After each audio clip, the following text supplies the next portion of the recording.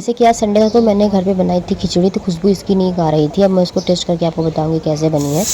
अभी मैं इसकी निकाल रही हूँ यहाँ पे सीटी, देखो।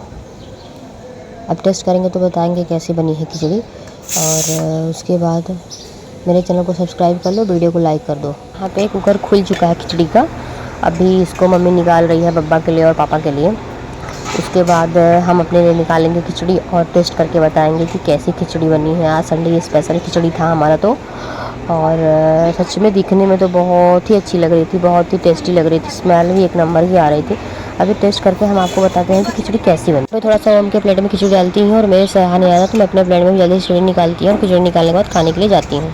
एज मैंने मेरे और लक्ष्मी के प्लेट में थोड़ा थोड़ा घी डाला, घी डालने के बाद आती हूँ। घी डालने के बाद मैं और लक्ष्मी रूम में बैठ के खिचड़ी खाते हैं। अब तुम लोगों को भी अगर मेरा वीडियो पहुँच रहा है जहाँ जहाँ तक, तो मुझे कमेंट करके बताना कि तुम लोगों को मेरी खिचड़ी देखने में कैसी लगी।